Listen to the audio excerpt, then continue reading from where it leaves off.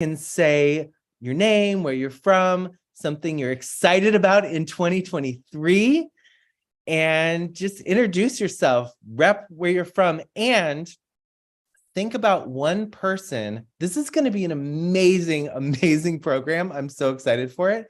So think about one person who might want to join. Oh, there's my mom. Hey, Mom, you want to come join? This is Barbara Horberg. I'm visiting them here in Chicago. Say hi, Mom. Hey, all. Yeah. So think of your mom, your friend, someone needs to be here with you to experience this, because after, it's going to be like a good movie. You're going to want to talk about it afterwards with someone. So think about who is that special person. It's not too late to invite them. And I am going to dive right in. There is no such thing as an off year, y'all. It is 2023, and we all need a rest. We all need a break, but there is no such thing as an off year. The work we do this year, the seeds we plant, it's like planting a garden in the spring. There's no harvesting unless you do the work to plant the seeds and take care of them and grow that garden. So we are going to be growing this garden together, and we're so happy to have you all with us. Just want to take a second to thank everyone on the call. The people who show up on these calls tend to be like just the best people in the world who are loyal donors, new donors, friends of donors who have been supporting this work. So when you hear about this work today, I just want you to feel a sense of like deep, deep pride in everything that our partners are doing and everything that you have done already to contribute to it. And we're just going to keep growing this movement together. So we have an amazing program. And I want to start with this slide because we're going to go deep dive case studies in 3 states. But I wanted to zoom out first and just remind people the most important thing right now in everything we're doing is we're 17 months out from the 2024 election. And a lot can happen in the next 17 months, right? There's so many X factors, so many things we can't control. The economy, the war, the Republican primary, Biden's health, candidate recruitment, climate disasters, God knows what else, right? There's so many things that we don't control. So, and luck favors the prepared, right? Luck favors the prepared. So the most important thing that we can do in 2023 in this supposed off year is to support our local partners to prepare for anything, to build their capacity to be prepared for anything. And smart money, y'all, is all about investing early in our partners to be prepared for anything. And no matter how it goes, we already know Biden, Harris, Sherrod Brown, John Tester, all these candidates, they are not going to win by themselves, y'all. They're not going to win by themselves. They're going to need extraordinary youth turnout, BIPOC turnout, and trusted messengers who are having those one-to-one conversations at scale with tens of millions of voters to say, are you prepared for election day? Are you bringing your family? Did you get your mail-in ballot? Oh, wait, you like Trump? Let's have a conversation about that. Who are having those one-to-one conversations, that the unseen heroes who are having those tens of millions of conversations, the hundreds of organizations doing that work, and the tens of thousands of staff and volunteers who are having those conversations, those are the people who are going to win in 2024, because the candidates might not inspire everyone to get out to vote this time, y'all, right? So the deep capacity and investment in capacity building in all of our 2024 states. And just to say a quick something about this map, it overlays the little maps on the left side are overlaying in the big map. So this, what you're seeing is the overlay of the presidential, the Senate, the House, as far as we know it right now, and state level races. And I want to mention a few key races in 2023 we're not going to talk about today. The next big one is Pennsylvania, May 16th. And, 2023 is a year, we just had Wisconsin. We're about to celebrate that. We're going to hear all about that. We're going to have Virginia in the fall. And there's some other really important races, Kentucky governor's race, et cetera, et cetera. But I want to mention this Pennsylvania, May 16th Democratic primary because it's not on almost anyone's radars nationally. Pennsylvania is unique among swing states in having most of their local and county level races in 2023. And a lot is decided at the county level. Election deniers could be elected at the county level, and champions of voting could be elected at the county level. So there are, especially in the big counties, in Philly, in Allegheny County, where Pittsburgh is, there's people on the ballot.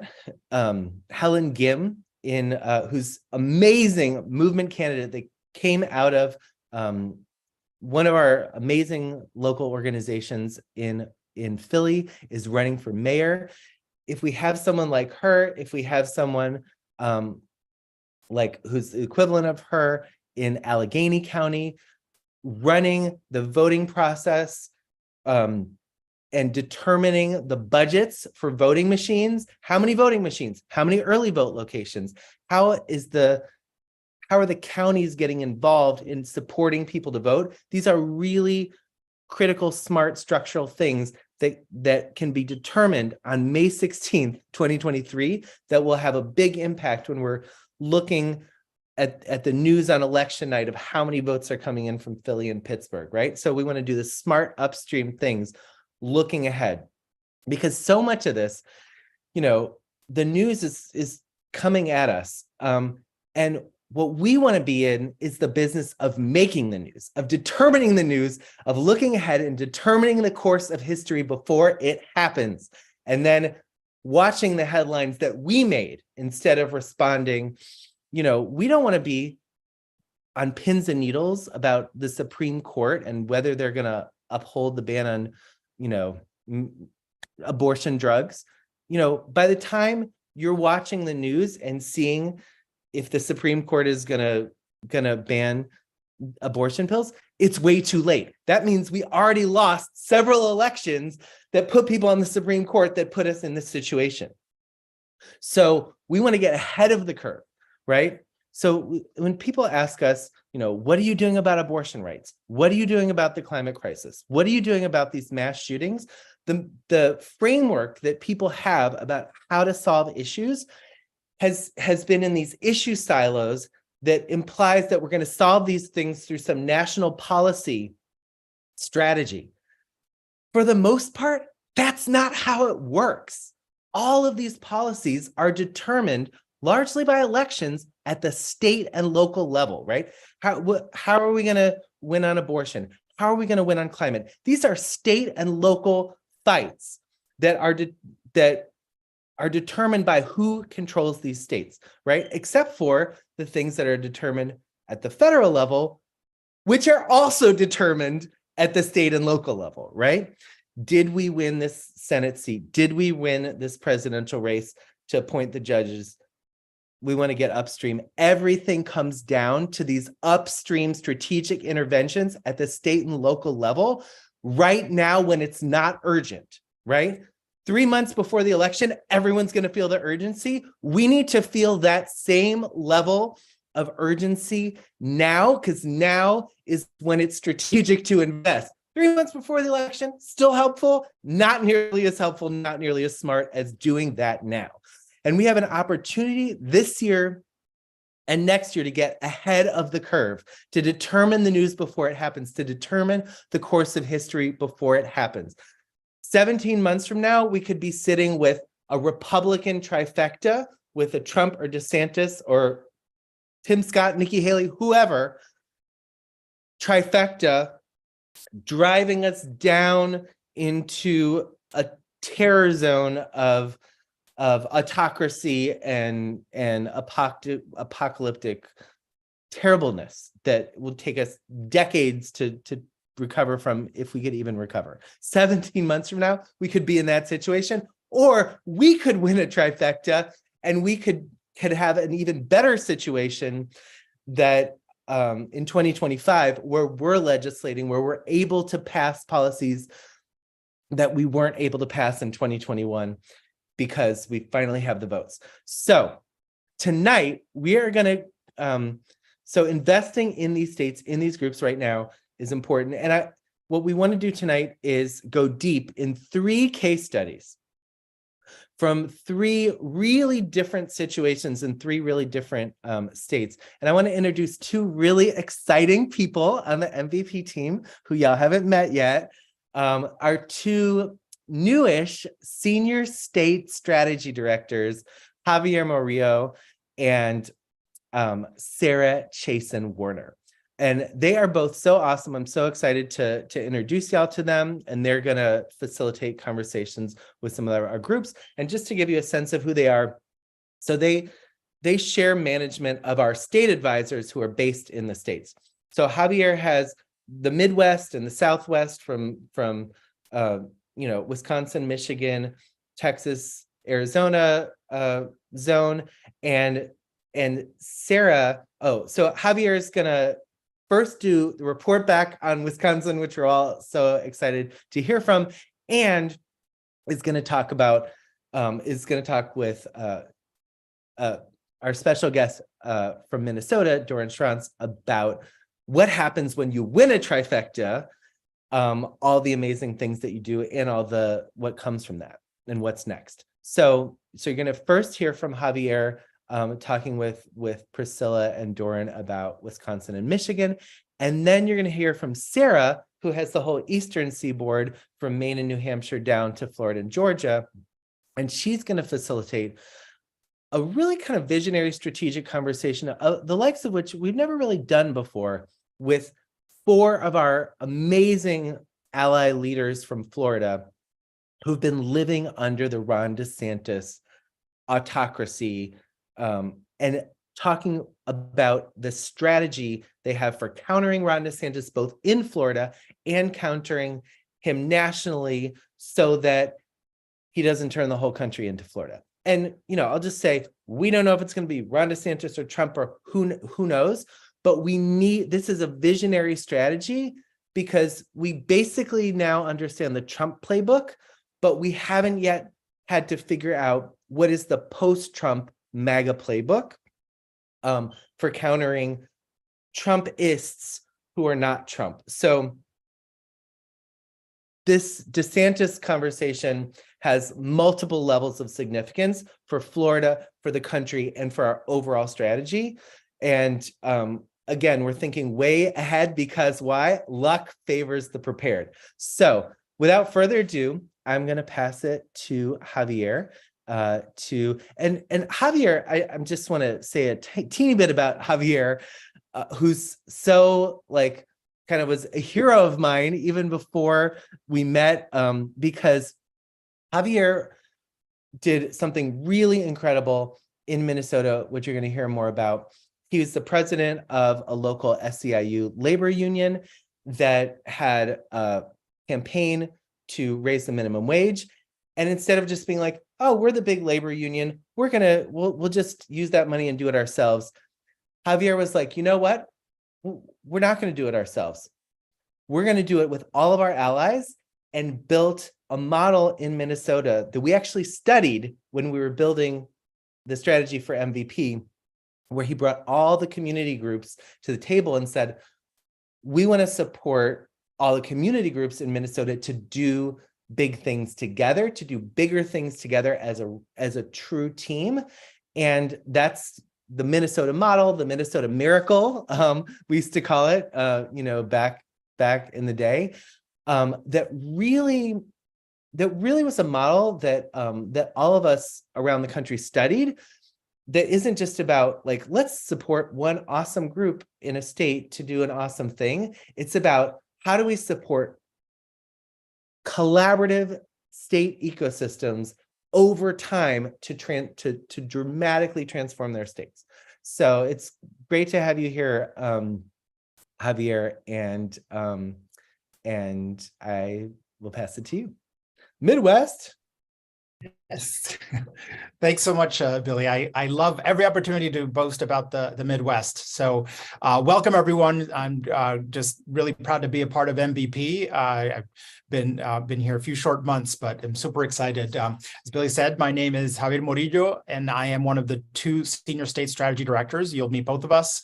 And we have the privilege of working with the people who I consider the magic sauce of our work at Movement Voter Project. That is our state advisors. Those of you who might be familiar with how philanthropy works, there's often foundations where program officers sit in offices, and then once a year they go and do a site visit to meet with groups that they fund.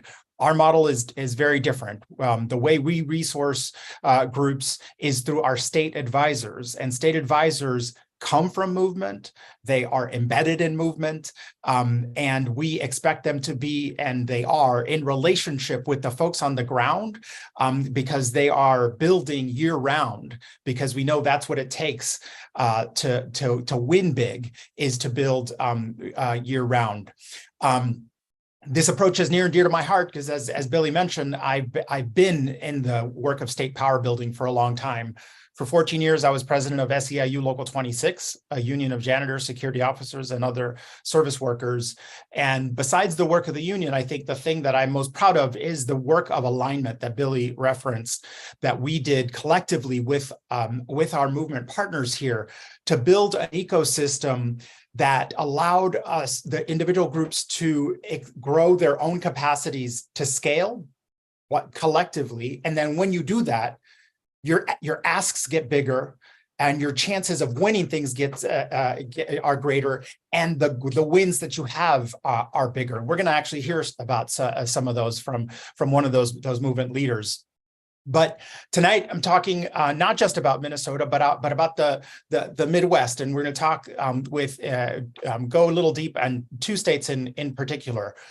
Want to say first a word about the Midwest, and I hope it doesn't trigger too many awful memories, to go back to 2016, when you all might remember that the Midwestern states, particularly Michigan, Wisconsin, and Minnesota, were considered the Clinton firewall, that these were going to be the states that were going to keep Donald Trump from being president. And we all know how that ended up.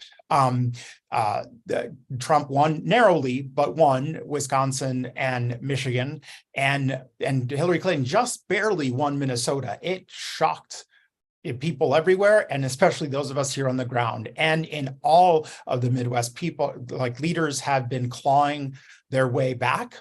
And we're going to hear from some of the successes, because they are very dramatic. Just 2 weeks ago, our partners in Wisconsin accomplished a monumental task. I would say they may have saved our republic.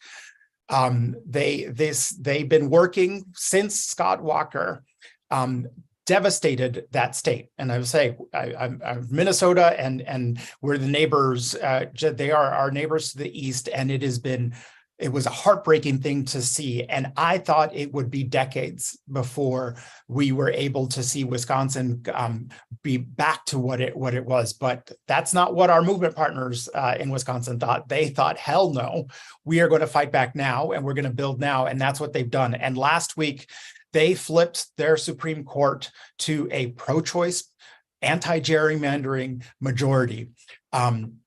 And may very well have, as I said, saved our republic, because when cases inevitably in future elections and in 2024, when sore losers again claim fraud needlessly and falsely and go to the Supreme Court, we will have a majority who respects the law and respects democracy. And we will have that majority in Wisconsin because incredible leaders and organizations have drilled down to do the work, the year-round work. And we're going to hear now from one of those leaders, the movement politics director of Citizen Action Wisconsin, Priscilla Bort, to tell us how they did it. Take it away, Priscilla.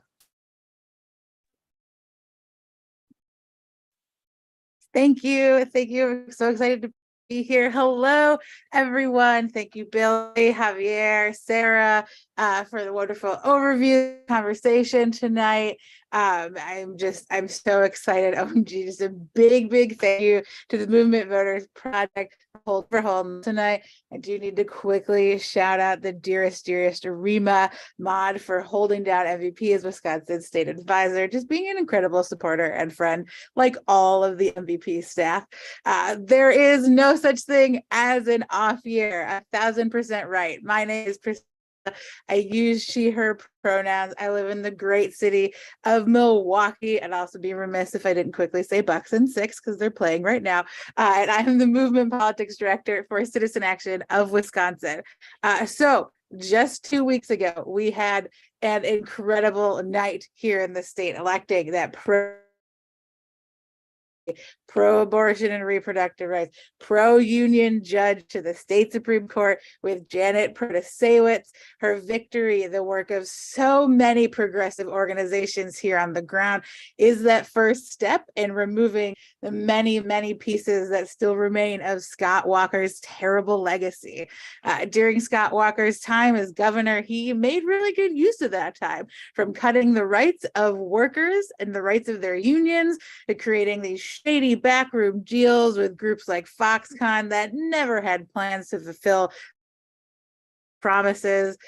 His appointments and the elected officials that chose to work closely with him continue to make Wisconsin a less fair state, working solely for those wealthy and well-connected few instead of the very constituents that they represent. We saw it not only here in the state, but nationally, as the January 6th committee works to hold Wisconsin's fake electors accountable.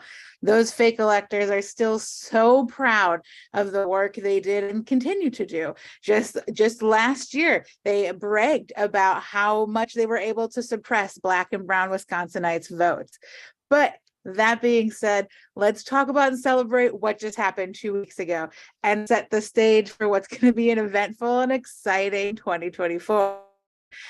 We knew early on that all eyes would be on the state Supreme Court race, especially coming off of a devastating Senate loss in 2022. This was going to be our best chance to flip the court from a conservative to a liberal majority. The court wrapped up their gerrymandering, throwing out any and all versions of anything close to fair maps. They had been strong in upholding Wisconsin's 1849 ban as Roe got overturned. And since the next court race in 2025 is a liberal judge up for re-election, this was our chance right now. Candidates that made it through the primary, Janet Protasewicz on our side, and Scott Walker's buddy Dan Kelly on the other, set the stage. This race was going to be about abortion and reproductive rights. Every week, as we would deep canvass on the doors and the phones, we would hear voters talk about abortion and healthcare and what it meant to them, how frustrated they were that Dan Kelly did not agree with any exceptions to abortion.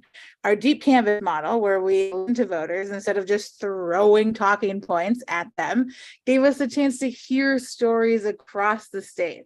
One example that I really want to share was that a voter who had always voted conservative, but was hesitant to do so this time because of Dan Kelly's stance on abortion and his overall character.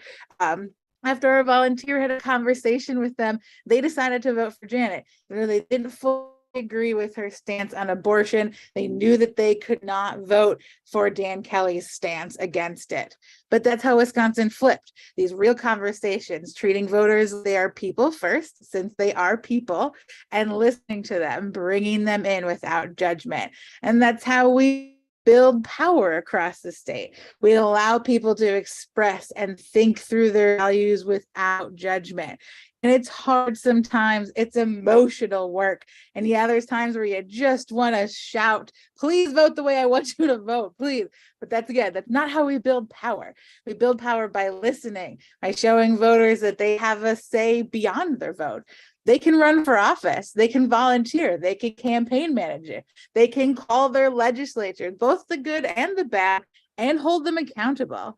And we can't just do this during the big years, during those midterms, presidentials. We have to do it during these odd off years and all year round. It's how we show voters that they are more than voters, that they're people.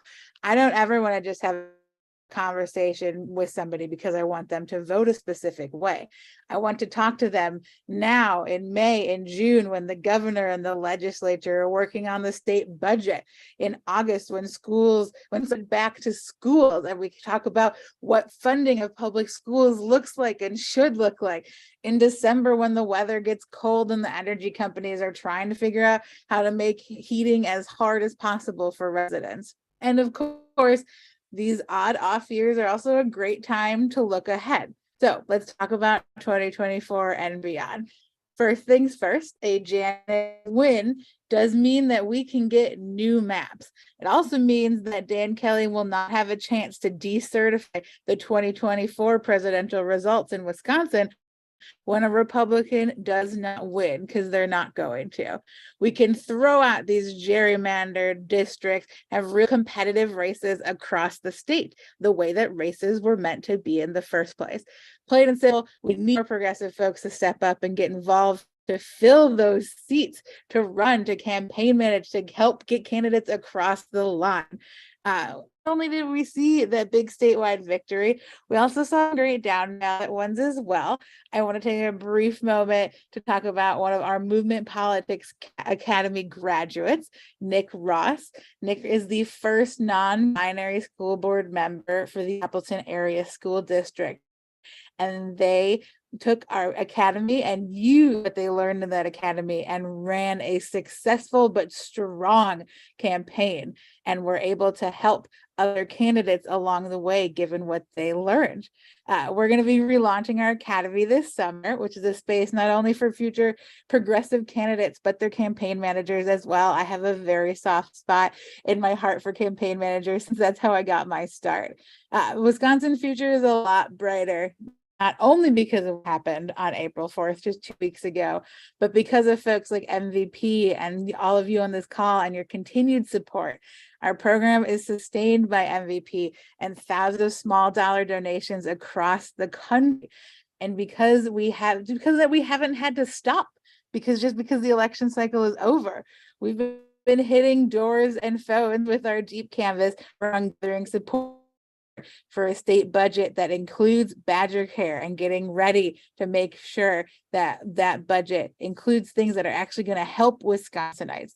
So thank you all so much for being, for listening, for celebrating, for continuing to stay invested in the work that we do. Because of great leaders like MVP, we still have more work to do in Wisconsin, of course, but we're one step closer because of what just happened 2 weeks ago. Can't wait to see all the other victories that we're going to talk about tonight here on the call, and everybody else who's up too. I'm excited to celebrate as you get the Movement Politics folks elected. If you're thinking for running for office, you're becoming a campaign manager, invest, donate. I can't wait to celebrate and support all of you. We don't need to wait for that midterm or presidential year. We can do it right now. So with that, I can't wait to celebrate some of your victories soon. And thank you for having me. Thanks so much, Priscilla. I just love your enthusiasm, and just want to point out to everyone that Priscilla is here tonight, and I can't even imagine how exhausted she is, and how exhausted all of our movement partners are in Wisconsin, because they have not they've not been letting up, because they haven't been able to.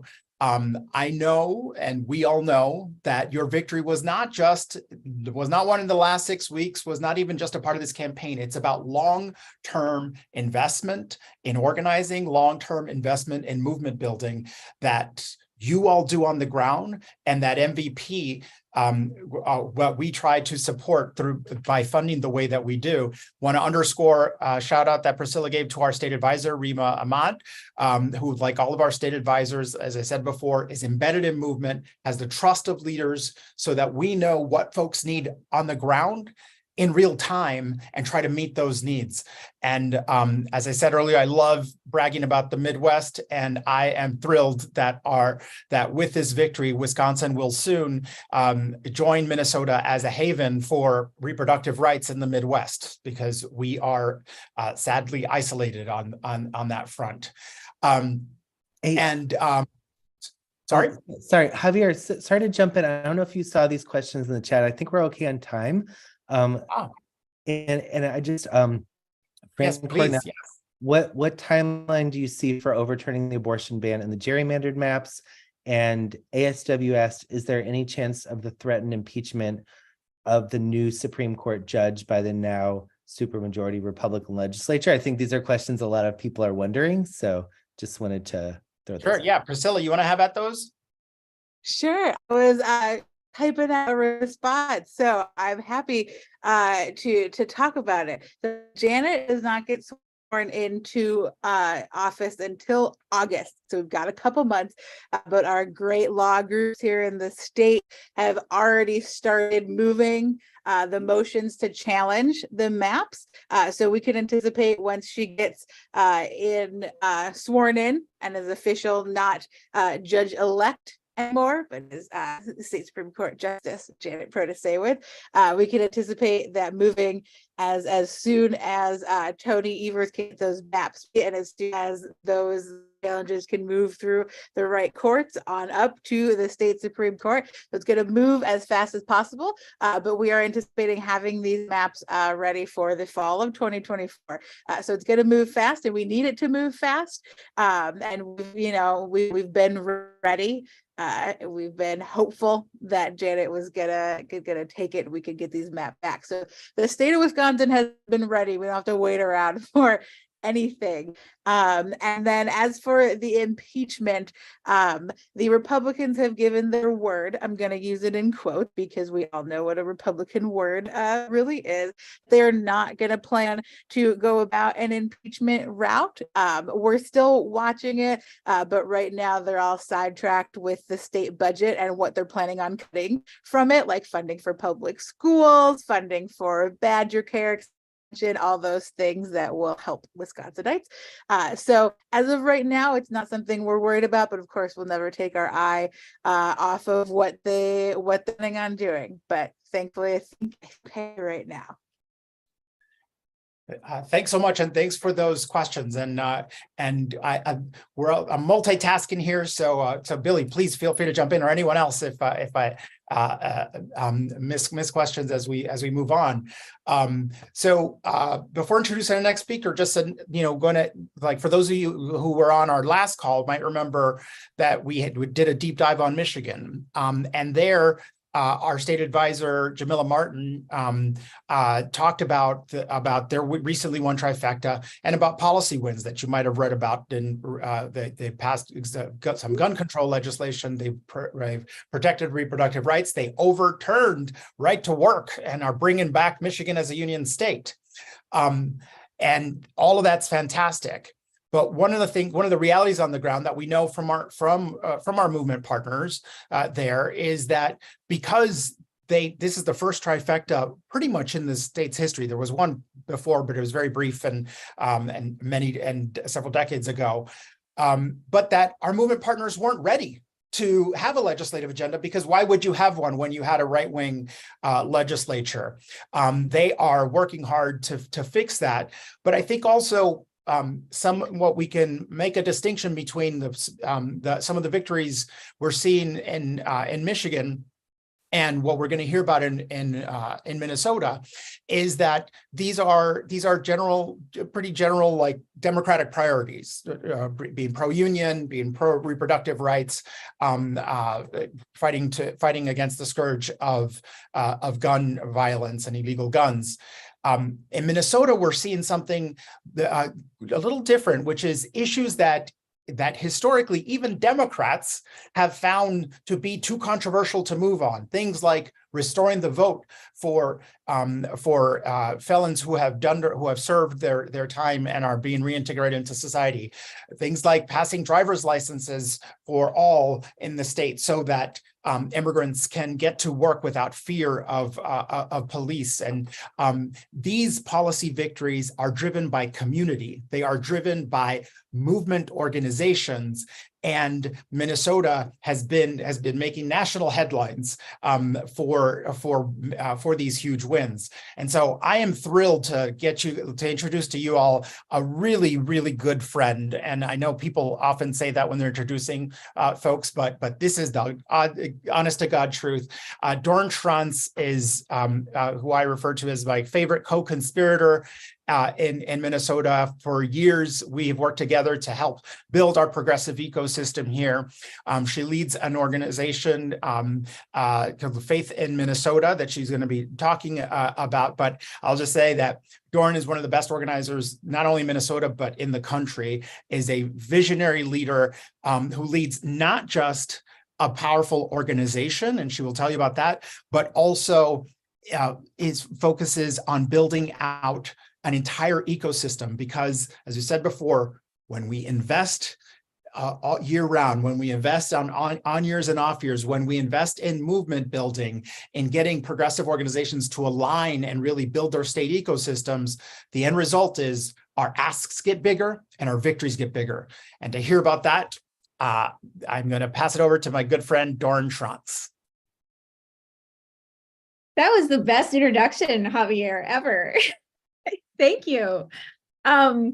Again, my name is Doran Schrantz, and I am the director of Isaiah and Faith in Minnesota, but I'm going to be talking about Faith in Minnesota tonight.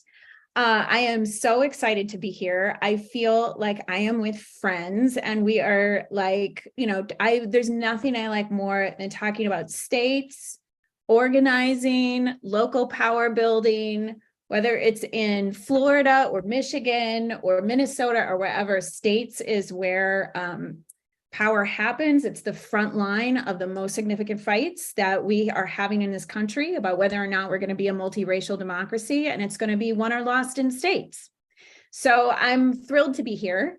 So there is a lot going on in Minnesota, which I'm really excited to tell you about. It's pretty exciting and also fascinating. So what is happening in Minnesota? So these are a couple of headlines I want to share with you. One is a national headline, and it's apropos for our case studies tonight, which you're going to hear about Florida in a little bit. But there was a national headline. Minnesota's Governor Tim Walz is the anti-DeSantis. Dems should take note. And then the second headline was on the front page of the Star Tribune, which is Minnesota's most significant mainstream newspaper. And this was about 8 weeks into the legislative session, maybe 6 weeks. And the headline was, Minnesota Democrats rapidly advance the most progressive agenda in a generation. So next slide. So let me share with you a little bit what has passed and what is going to pass. Very shortly. So what has already passed, and it actually was passed out of both houses, both the House and the Senate, and then signed into law within the first 2 months, first 100 days of this legislative session, was restore the vote, 100% clean energy by 2030, driver's licenses for immigrants, universal school meals for all public school children, both for breakfast and for lunch, in both public schools and charter schools for every single child in the state of Minnesota, K through 12. And the PRO Act establishing and enshrining reproductive justice and reproductive care into law. What is going to pass by the end of this session, one of the most progressive paid family and medical leave bills in the country, one of the most progressive paid sick and safe time bills in the country, the Democracy for the People Act, which is automatic voter registration, pre-registration for 17 and 18-year-olds, making it illegal to harass voters or election judges, money for community education and voter registration that goes directly to community organizations. This is just one little snapshot. We are doubling the budget for childcare to $1.2 billion. We are establishing a new department for children and families, which will consolidate all programs from MFIP to childcare to all youth programs into a new department. We're going to put $3 to $4 billion new dollars into public K through 12 public education, and there are real progressive revenue and tax spending proposals on the table while we have a $17.5 billion surplus. The other things I want to add about this before we go to that next slide is this is like the headlines, but there's I want to give a couple of snapshots of the kinds of things that are moving through the legislature, because there are Democratic caucuses in both the House and the Senate that are clear about an agenda. We are going to remediate every lead pipe in the state of Minnesota for $800 million, every single one. There will never be a Flint in Minnesota. We are transforming the housing agency so that it actually does down payment assistance. There is money for down payment assistance, including interest-free down payment assistance for those who are Muslim across the state. And those are things that when we started this legislative session and we were like going in, I'm just talking about the down payment assistance, interest-free down payment assessment for people who are East African and Muslim. We went in the first day and the legislator who was going to author that said, you already won this bill. We're doing it. So the question becomes, why are the Democrats acting that way? Because for those of us who've been organizing 20 or 30 years, that just because they win doesn't mean they act that way. So what has happened over the last 10 or 15 years that has produced a Democratic elected officials, caucus, and our Governor Tim Walz, who have been this aligned on a bold, clear governing agenda, regardless of what many would tell them could be disastrous political consequences. And I remember the last time we had a trifecta in 2013, the mantra of that trifecta was we can't overreach. And we left many of these things that are passing right now, they were left off the table. And right now, that's not the story. No one has breathed a word about overreach. So what's happened? So we can go to the next slide. Everything is due, before I go through this, everything is due to an ecosystem. So it is about 10 or 15 years of ongoing organizing and ecosystem building that has been about a whole family of organizations, grassroots organizing, people playing different roles in the ecosystem, from labor to faith to grassroots community organizations. But one of the things that I want to name here, go back one slide. I'm gonna go there. Okay. But one of the things that has happened in the last 7 or 8 years that I want to specifically credit MVP and its theory of change. So one of the changes has been that grassroots community organizing organizations like mine have been able to build C4s and PACs and overt political power.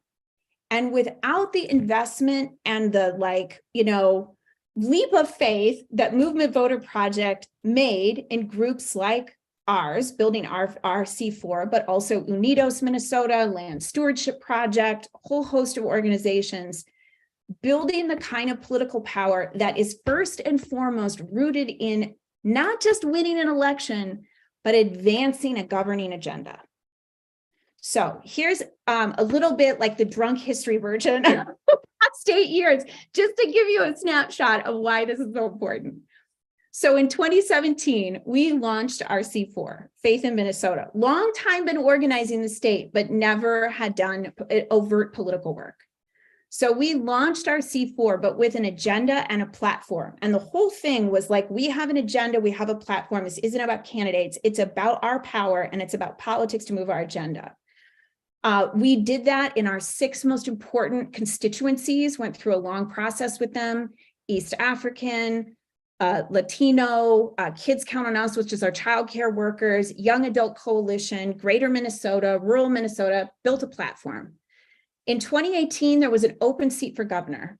We used that opportunity to organize. So what that looked like was sending 5,000 people with their platform along ourselves and along with some other organizations going into precinct caucuses and saying, we want to shape whoever is the governor, we want to shape their agenda.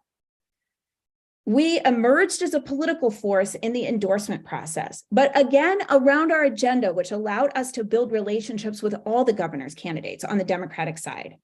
And our mantra to them was, we need you to govern with an agenda that's as bold as the crisis in people's lives. Secondly, he won the governor's seat that year, and then also the House won the majority.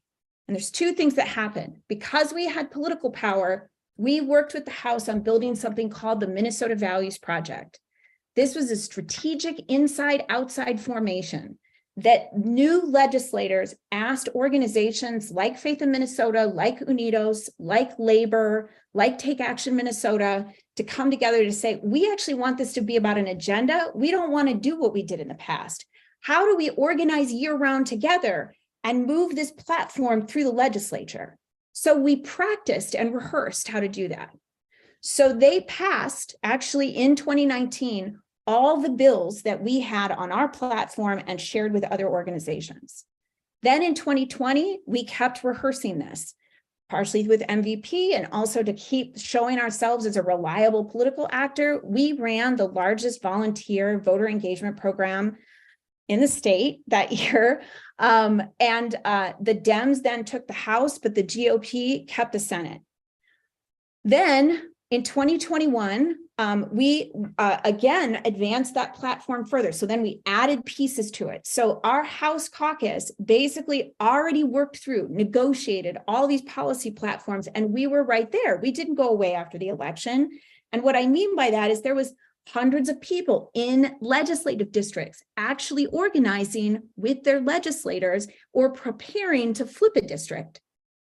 Then this is another major leap that MVP took with us. We launched Faith in Minnesota Action PAC in 2021. And that was so we could develop candidates for the state Senate alongside with them and with the party. So we aren't the party, but we built our own program and we coordinated directly with the party in 10 Senate districts.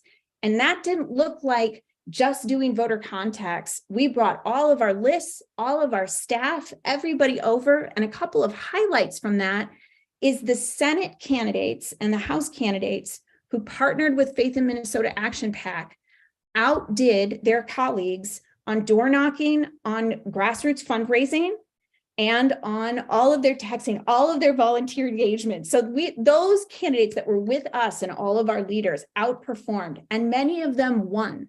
And many of them were actually leaders from connected to us in our base. So now they're in the legislature. So we go into this year where we have this trifecta, but what I want to be clear about, it's a 1 vote majority in this Minnesota State Senate. So everyone would predict that how can you, with a 1 vote majority, everyone in the Minnesota State Senate is freaking Joe Manchin if they want to be. And yet somehow that Minnesota State Senate caucus and the Minnesota Legislative Caucus, they have House and Senate files 1, 2, 3, 4, 5, 6, set all the way through 20 that are complete companions and align with the Minnesota Values Project agenda. So the people who founded MVP and who were a part of these political programs are now the majority leader of the House, the majority leader of the Senate, the chair of the tax committee, the chair of Ways and Means. That's a little inside baseball, but these are the most powerful positions inside a state legislature, have been on this journey with us, with a set of organizations, hashing these things out, organizing between cycles. It is these things that have to be in place. Organizing between cycles, a whole ecosystem, a strategic inside-outside formation, political power, not just doing politics, political power that accrues to community-based organizations. They have to have political power in order to have governing power. So the kind of journey that Faith in Minnesota has been on, many other organizations in Minnesota have been on. And it's the combination between organizations and constituencies, political power, direct candidate engagement, candidate pipelines, shaping, and all built not just around winning an election, but about advancing a multiracial democratic governing agenda in the state of Minnesota. So I can go to the next slide. So there are some lessons which absolutely are centered in the MVP vision, but I just want to name again, grassroots organizations have to have political power, and in order for an organization to move to having some political power, it's going to take multiple cycles. Grassroots organizations have to be about moving an agenda, not just an electoral outcome, it's essential that the political power that an organization builds, whether that's Wisconsin Citizen Action or Faith in Minnesota or Unidos or Florida Rising, that power has to accrue to that organization and not to a table or to a party or to a candidate. They have to have their own power. Deep partnerships with elected officials is essential to move an agenda. And they have to see those organizations, in order to have that partnership, they have to see them as partners who have power. And lastly, I cannot underscore this like ecosystem question about inside outside strategic formations. I knew it was important, but I didn't know how important until my experience, even in the last three months, moving this agenda in partnership with our allies in the state legislature. So I'll close there. Thank you so much to all of you. And thank you so much to MVP. Doran, like, have y'all ever heard some shit like this? Like, this is what you just heard was like the most advanced, multi-layered, longitudinal movement power strategy. There's a drug history version, but yeah. Yeah, that was amazing. That's like I hope people understand just how special that was, what you just heard. And I want to give a super shout out to Doran and Javier. We were going to have like a extended convo, but I got us a little bit behind. And I also just want to super shout out Laura Flynn, who co-created MVP nationally and also built the MVP Minnesota strategy that Doran's referring to. And it has been, you know, an MVP state advisor during all this period that Doran described, and is now working with Doran and others to develop a Midwest strategy. Coming soon, you'll hear more about that. But just want to super shout out Laura for the really visionary, incredible partnership role. Oh, Laura's in the chat. She's here. Thank you, Laura. Good job.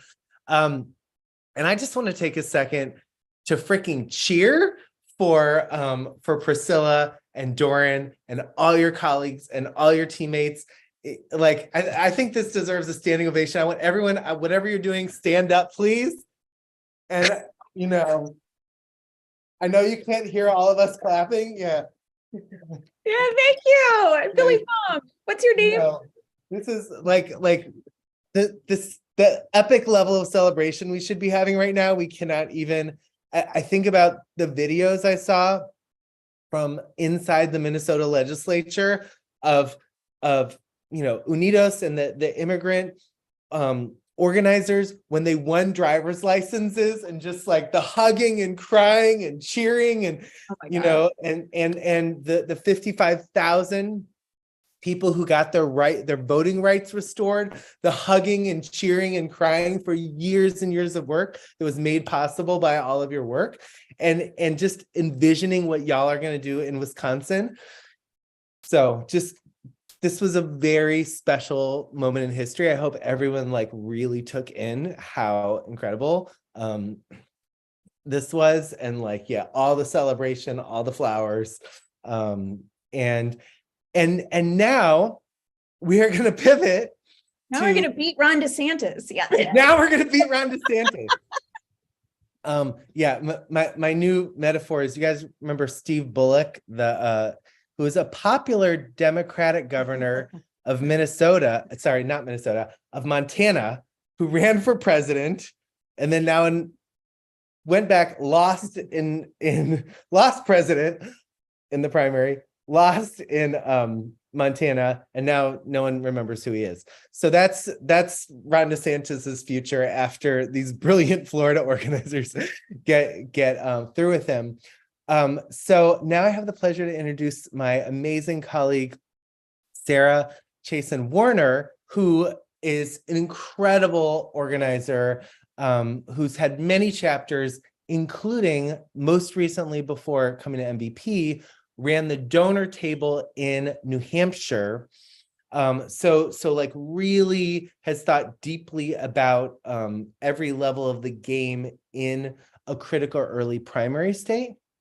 And it was actually one of our partners before she came to MVP. And before that, was a high-level campaigns person at People's Action. People's Action is the national network that's affiliated with Wisconsin Citizen Action, and she came up through the U.S. Action Network and through People's Action, and is very modest and won't say this about herself, but is really one of the most expert people in the country at moving national policy through the states, through early primary states like, Iowa, New Hampshire, South Carolina, and moving issues on both the Republican and Democratic side. So anyway, if we have time, I actually want to hear your perspective beyond Florida about how we move the strategy. But otherwise, just want to pass it to you to introduce our amazing,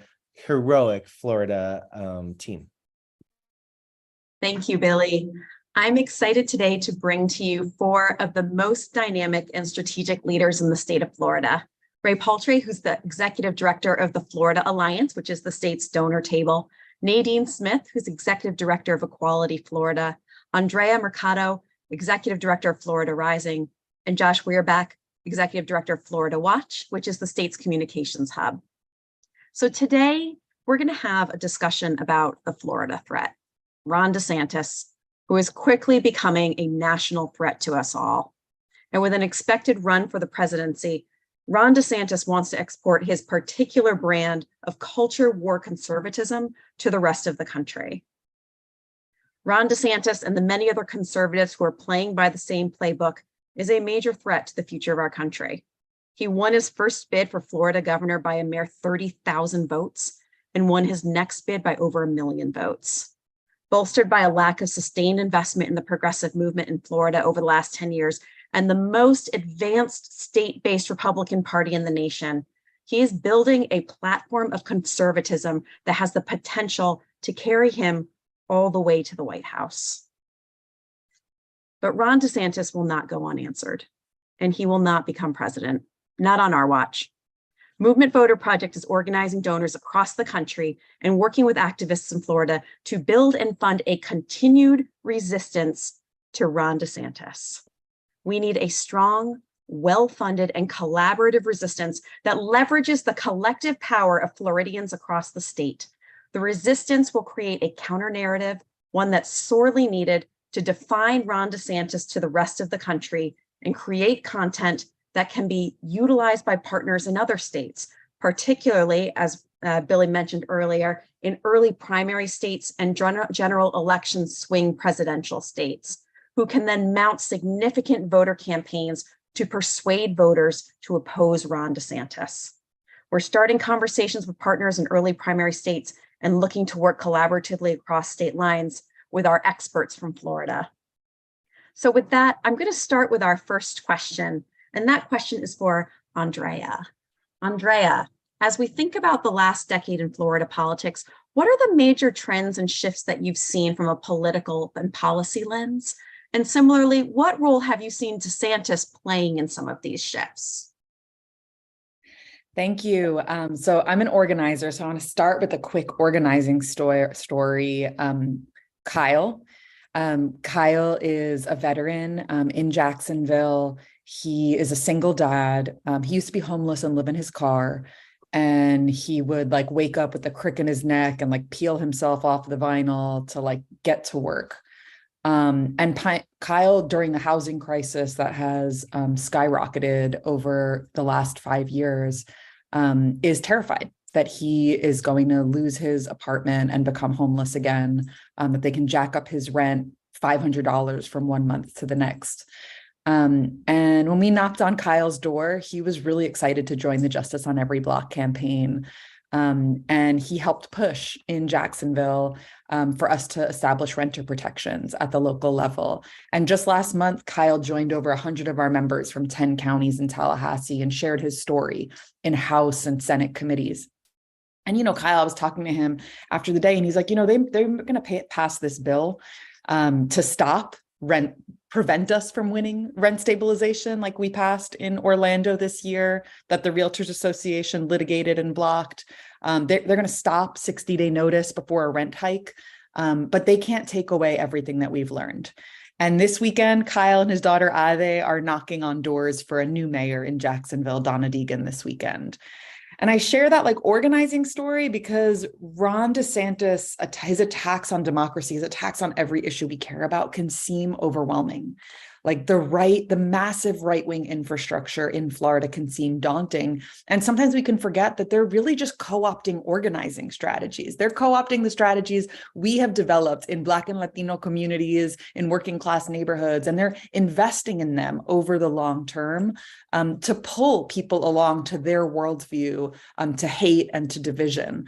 Before Ronald DeSantis was elected, he was speaking at white supremacist gatherings. He was race baiting during his campaign. He uses power to consolidate power.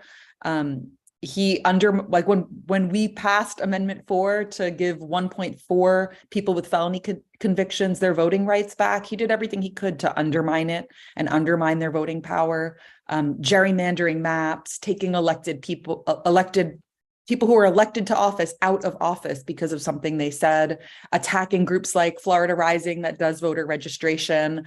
So I think first it's really important for us to name, like, to those who think he is less dangerous than Trump, or to people who think, oh, he's less likely to win, we cannot afford to underestimate Ronald DeSantis, and organizations in Florida understand that better than anyone.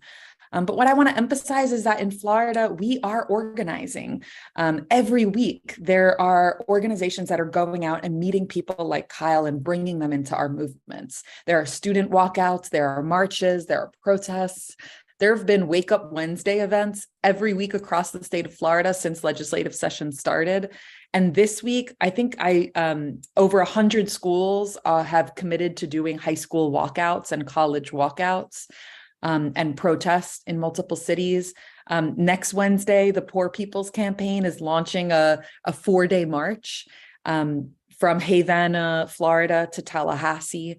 The week after that, towards the end of our legislative session, it's going to get real with escalated actions, and as young people and others join them to say they can't ban us.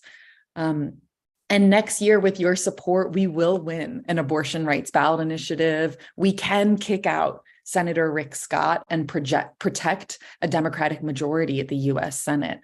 I often remind our team that we're at the front lines. This is California during Prop 187. This is Arizona during SB 1070. And just because we're here now doesn't mean that we stay here. Like, this is not our destiny in Florida. And I truly believe it's organizers who are going to get us to the other side. And I'm so grateful to MVP for sharing that belief and for investing in long-term organizing and local organizations and state-based organizations. Your support really means the world to us. And you're about to hear from some fire organizers. Thanks so much. I wrote down a couple of things that I think really were resonating with me, that the right has been co-opting organizing strategies and investing in the long term, that Ron DeSantis uses power to consolidate power, and that we cannot believe that Ron DeSantis is less dangerous. We can't afford to underestimate him. Such powerful words. Thank you so much. I'd love to shift over to Josh. DeSantis has proven himself to be a formidable opponent, but every opponent has their weaknesses. So based on the research and insights that you've done at your communications hub, what makes DeSantis vulnerable, particularly with voters in presidential swing states? Yeah, that's a great question, Sarah. And I think Andre also set up well what I'm going to answer. I'm going to go into a little bit of some stuff like the rent crisis that she gave a really compelling story to tell about. That's a major issue we have here in Florida. But DeSantis is uniquely vulnerable, both on economic issues, but also on social/culture war issues.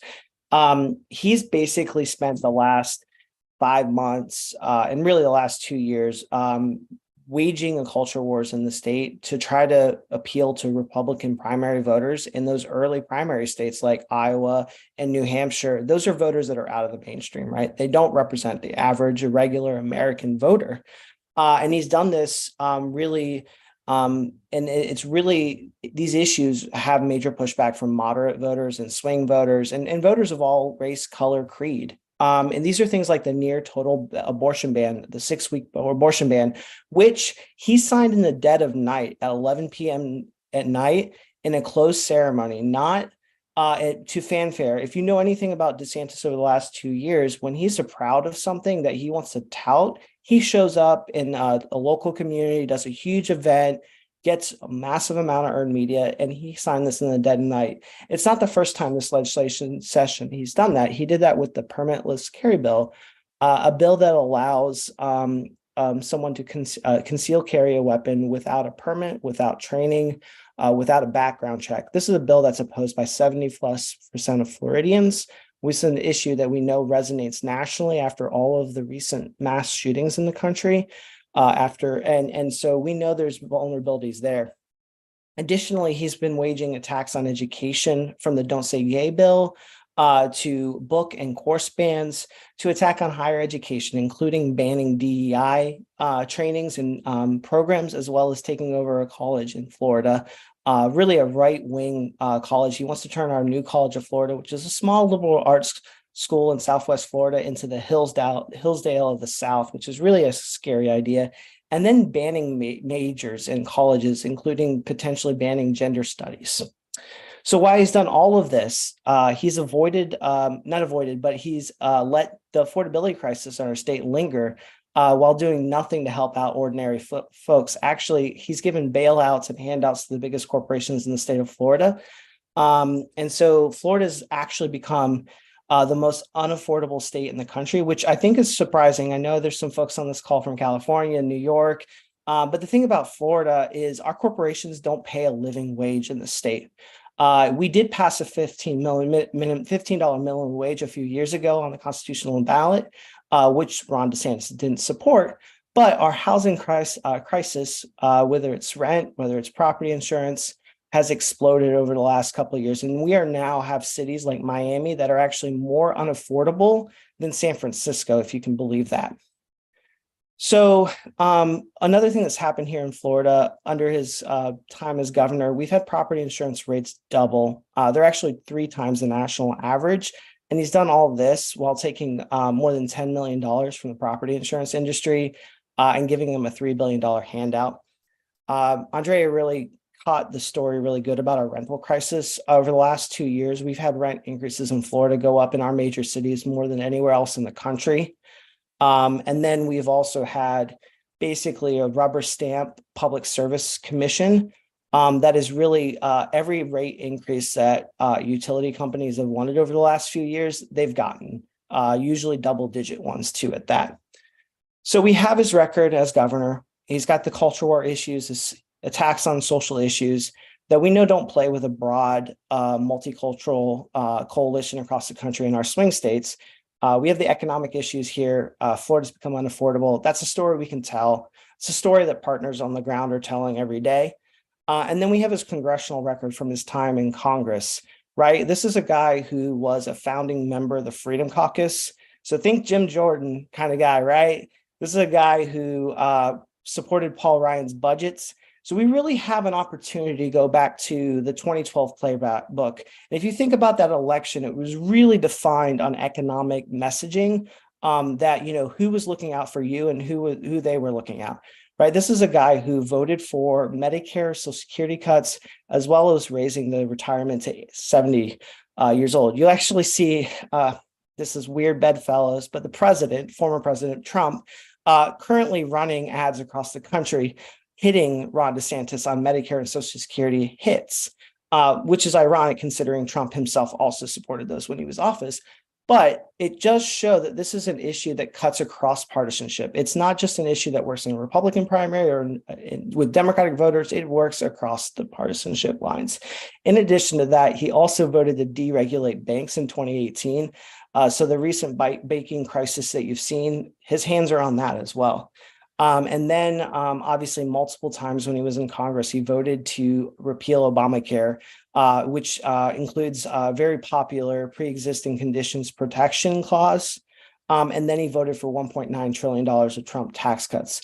So you can see there's a real opportunity to hit him on some of those really out of mainstream, unpopular economic issues, plus the earlier ones I talked about on social issues.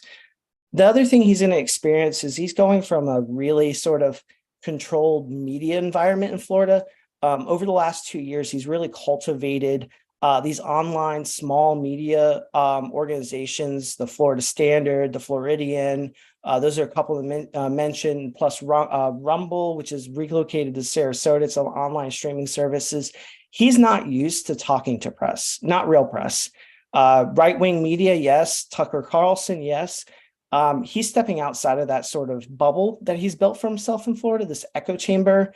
And he's, as you can see, I think over the last 6 weeks, he's taken some hits. There's been some funny stories. I mean, the guy ate pudding with his fingers, right? And so there's a real, the real going through the grinder of running for president. And then finally, he's a guy who lacks definition. He's widely known nationally, but not well known. And that really gives us an opportunity now, before he files for president, before he runs either mid-May or June, to define him. And I think we're doing a good job as a general overall ecosystem, both here in the state of Florida now, but also nationally.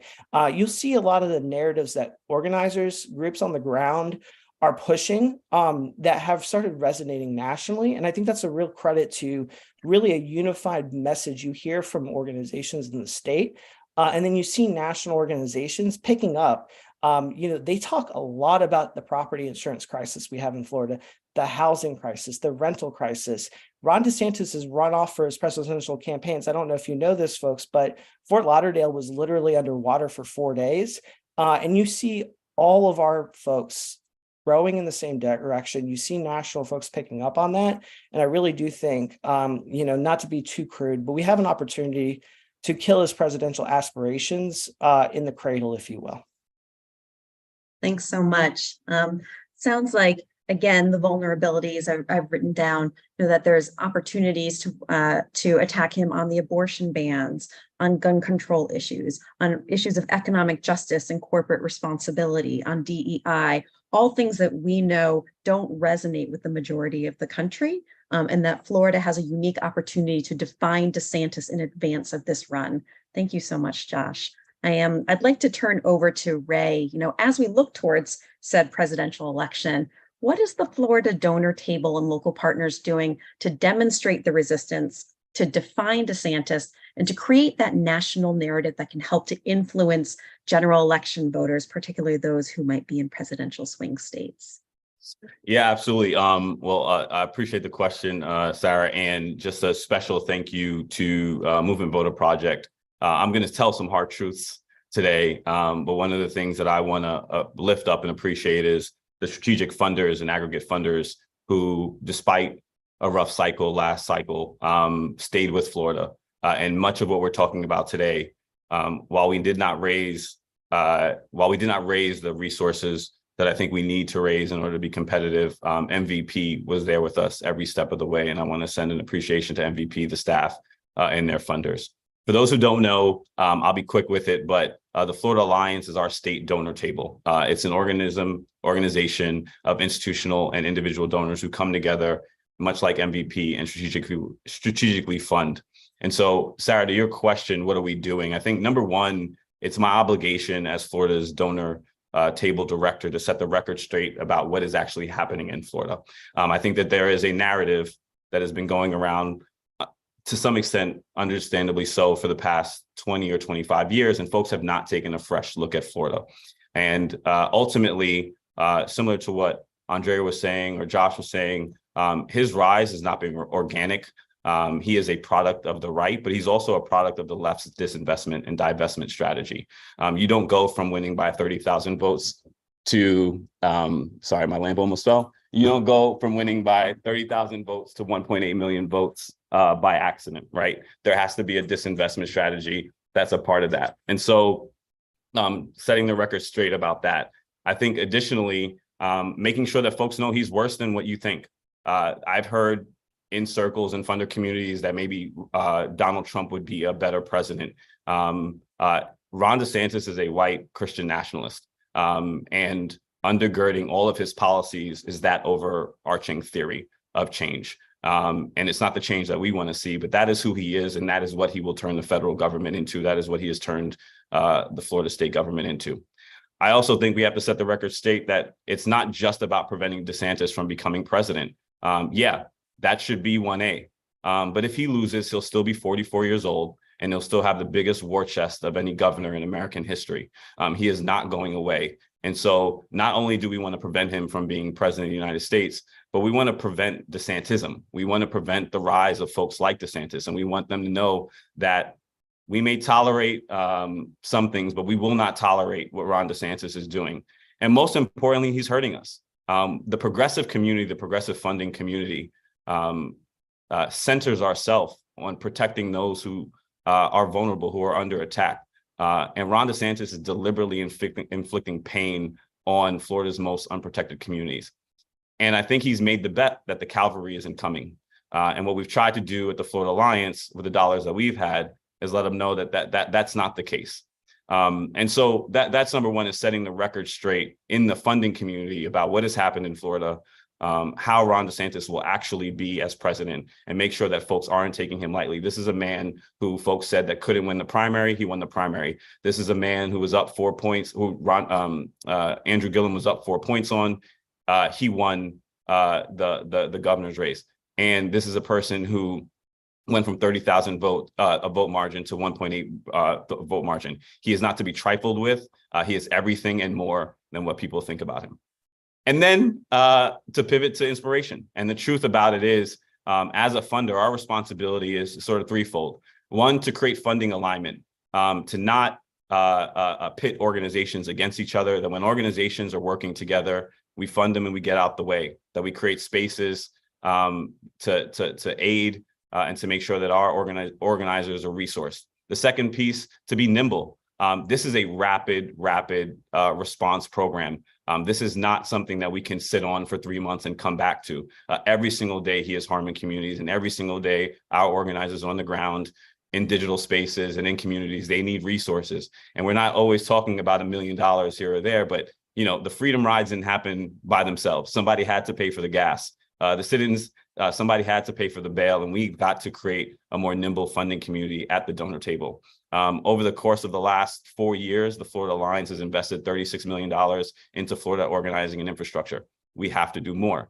And we have to invest in our talent and infrastructure as well. The folks that you see on the phone, Equality Florida, Florida Rising, and the Communications Research Hub are direct grantees of the Alliance, and we need to do more. And we need to organize more money to get them more resources so that they can get to scale. There's a misnomer that this defining DeSantis project is new. This is their lives. We're not going anywhere. There is no choice. The folks that you see on this phone, the folks that you are funding, they are directly impacted by the terrible things that Ron DeSantis is doing and he wants to do. And so our obligation as a funder is to create alignment to get out the way. The last thing I want to say is his dip in polls isn't organic either. Much of what you see, much of his vulnerabilities isn't just coming from the right. What this resistance, when it has resources, has shown is that Floridians, despite the fact that he may have won by more, by many more votes this election, we're not satisfied.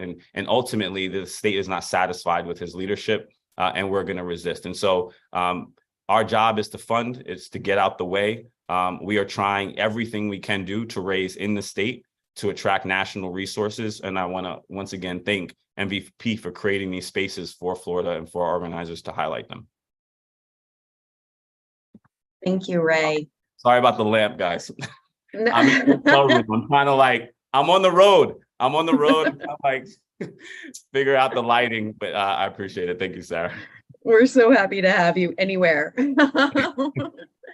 And so I'm going to turn over to Nadine. So Nadine, we've been talking about the work to define DeSantis, and your organization, Equality Florida, has already been doing this. As Ray just mentioned, this isn't a new project. You've been on the ground doing this work.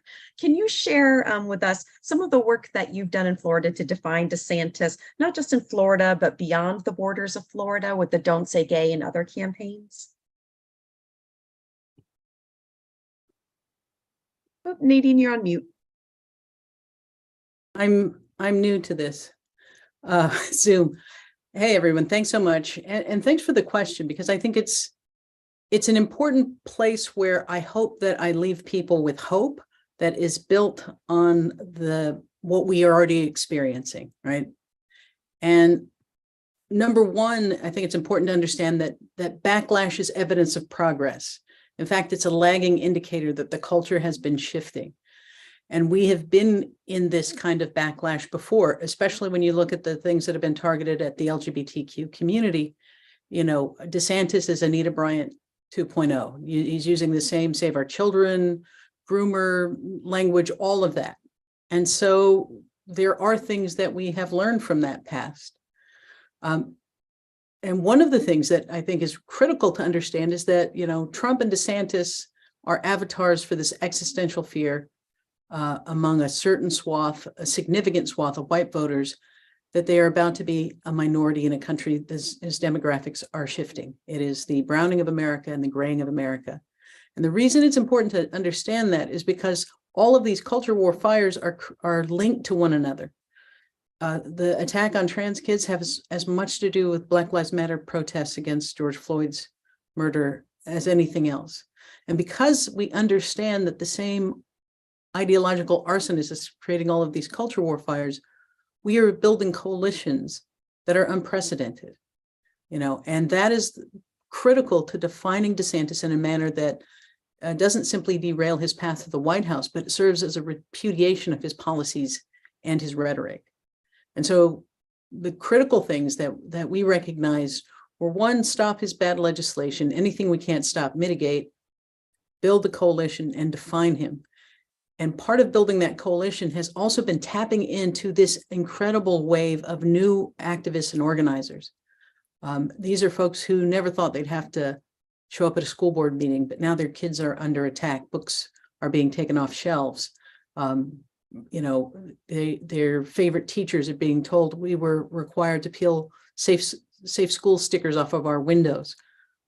And there is a slow dawning realization that is speeding up, where people are realizing just how extreme DeSantis is.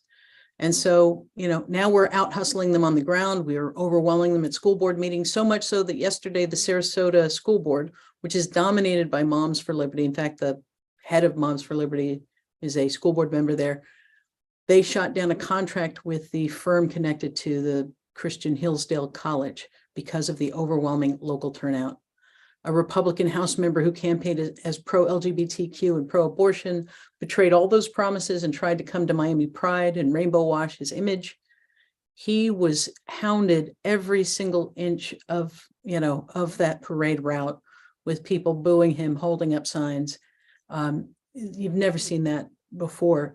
We've also built huge new alliances at the national level. We have a situation room that includes, you know, all of the key LGBTQ players, where we are immediately sharing what we learn, white labeling materials so other states can use them, huddling with First Amendment groups, student organizations, abortion and healthcare access advocates, parents, as I said, that are newly emerging in the fight. And there is a wave of student activism right now that has to be supported and nurtured.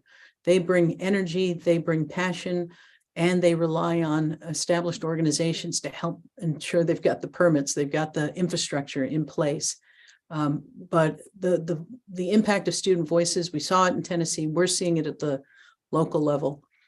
The other thing that I think is really important, I'm going to drop these into the, I'll drop these into the chat. You know, we've got to be more willing and nimble when it comes to developing messages and hitting them with messages. One of the pivot points for us was we took this gamble and invested like $35,000 into making 2 ads, one called Heroes that featured a little girl walking to the front of her classroom to give her speech. And it was supposed to be about, you know, you give a speech about a hero. And she decides that her heroes are her 2 moms. And so this was an ad projecting what school would be like under the Don't Say Gay bill. And when it came out, DeSantis went after it, said it was, you know, outrageous and all of these things. The 2 things that are important about that was, if anything, it was too gentle. It was too kind in understanding what was actually happening in schools. But the good news was that ad, once it aired, we began to fundraise like crazy. We were able to keep it up in multiple markets. By the time the bill was signed into law, it had earned over $2 billion in earned media, and it changed the character of the conversation. So I'm saying all of this primarily to say we are defining him as the book banner, the censor, the history whitewasher, the extremist around abortion, and we are seeing those messages resonate. He tried to bat back the book banning allegations by going on a press conference calling it the book banning hoax. But people are beginning to wake up, and I think you're seeing that in some of his potential funders who are now speaking publicly, saying he's gone too far. You are seeing some folks who were considered in the bag endorsements for him backing Trump. And so we really have to keep applying this pressure. The last thing I will say is that we are the front line of this fight. We are the perfect storm. We are the state where a sociopath and a narcissist are battling it out in the 1 and 2 position for president. And I wouldn't want to be anywhere else. Right now, we are in an amazing moment of possibility. The marriage fight that I'm a veteran of that war. And the irony was that they thought coming after us state by state by state would close the door and foreclose any possibility of marriage equality. And instead, what they did was they called a question. They raised a fight. They brought the fight to us, and people who never thought of themselves as political stepped into that. And so instead of just stopping the attacks on marriage, they actually accelerated the day when marriage equality became the law of the land. And similarly, this is the image I think it's really important for everyone to have right now. I tell people, imagine that this is a slingshot, and they've grabbed that slingshot and they're walking it backwards. And with every to the world that feels most comfortable for them and most difficult for us. And our job is not simply when we break the grip that they have to bring us back to where we are. What always happens after the backlash is we project further into the future, into a world sometimes beyond our wildest imaginings. And so our challenge right here is to use this time where there is no quick fix to build that unprecedented coalition, to create that irresistible vision for a future that is not based in the fear that has built the MAGA, Trump, DeSantis Republican Party, but one where everyone can see themselves. That multiracial future where everyone, even some of the people aligned against us right now, they have to be able to see themselves, their kids and their grandkids in that future. And that's the work that we have in front of us right now. And that's the work we're doing. We do not have to match them dollar for dollar, but we have to be resourced to get in the game. And so I appreciate everybody making time. I'm going to drop our links, our fundraising links in the chat, and invite anybody who would like to talk more granularly on strategy and tactics. Feel free to reach out. I'm happy to talk with you. Thanks so much, Nadine. I hope you all will join me in thanking our panelists for their time and talent tonight. We heard some really important things tonight that I'd like to recap before I hand this back over to the MVP team. First, we need to fund a strong and sustained resistance to Ron DeSantis in Florida. Without it, we have little ability to define and damage DeSantis. But with it, we have an opportunity to define him to voters all over the country and create content and persuade them to vote against him in his culture war conservatism. Second thing I heard, partners on the ground are poised and ready to take on this work, and many have already demonstrated an ability to define and damage him. And third, even though our conversation today has been around Ron DeSantis specifically, what we're talking about is defeating every Ron DeSantis who tries to use this playbook in their future work. And so again, thank you, Andrea, Josh, Ray, and Nadine. You are on the front lines of this fight, and for that and for so many other things, we are deeply grateful. And with that, I hand this over to my colleague, Jackie Kaplan-Perkins. Oh, wait, I got to say something before Jackie gets in. And I know we're at time, and thank you, everyone. There's 3/4 of the people are still on this call, which is amazing, an hour and a half in. And have to say something. When people think about the group's MVP funds, people think lots of door knocking. And I want to add a word, which is genius. When you hear from Nadine, and like those quotes need to be over everyone's refrigerators, what you said. And, you know, when Ron DeSantis named this bill, it was called the, I don't know, parental rights, blah, blah, blah, blah. Equality Florida, Nadine's organization was like, no. We have a name for it. It's Don't Say Gay. That is going to be the name of this bill in the public, which is one of the most brilliant marketing strategic communications interventions, you know, in recent memory, which was done by a grassroots organization that nobody is giving credit for, who also are the ones who organized Disney to come out and take this stand that they took. Genius. And, you know, I mentioned the Minnesota model is this incredible model that we look to when we created MVP, like we got to spread this in other places. It actually wasn't just the Minnesota model. It was the Florida alignment model and the Minnesota model together that were the twin inspirations, and the deep collaborative strategic alignment that you all have created, which has been a model that's inspired so many states. And Eric Bracken got a shout out, Florida State Advisor, who was the Javier of Florida, who worked with this crew to create this as well. So I just, you know, Ray mentioned the civil rights movement, and I think that's really apt. There was a reason that, you know, Dr. King and SCLC went right to the heart, went to Birmingham, where they knew Bull Connor, you know, was gonna do terrible things to bring this forward.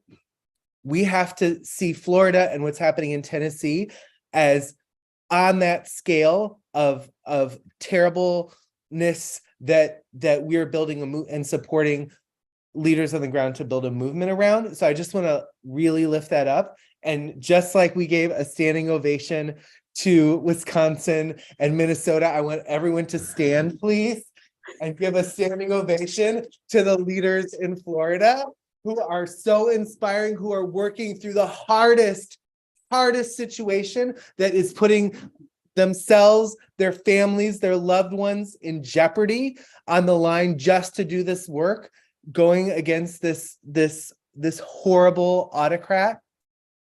We have to have your back. It is, history will judge how we show up for you and how we show up for people all across the South and these red trifecta states, you know, where the most horrific things are happening on our watch.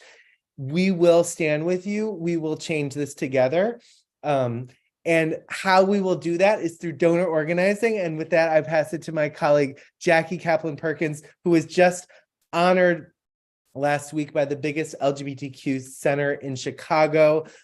She and her wife for their incredible work over the years in Chicago. Passing it to you, Jackie. Thank you, Billy. Thank you for anybody, those of you who are still staying on. I will be brief. I'm sitting here in the great state of Illinois, in the city of Chicago, and a proud Midwesterner.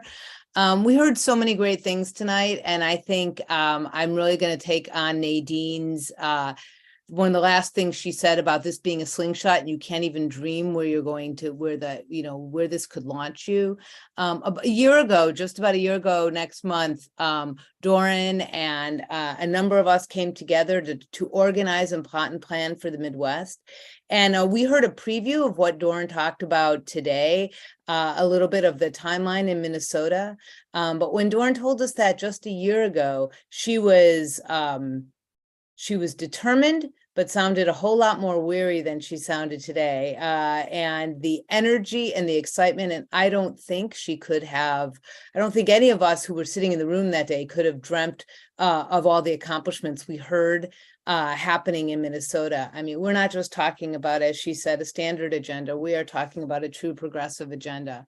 So as we like to say in Chicago, I'm going to paraphrase what we say in Chicago, which is in Chicago, when we used to be run by a machine, they would say, vote early, vote often. I'm going to ask you to join us, as many of you had, in giving early and giving often to MVP. We need this, as you hear, we need the early investment. And so I hope you will consider making not only an annual gift, perhaps a monthly gift.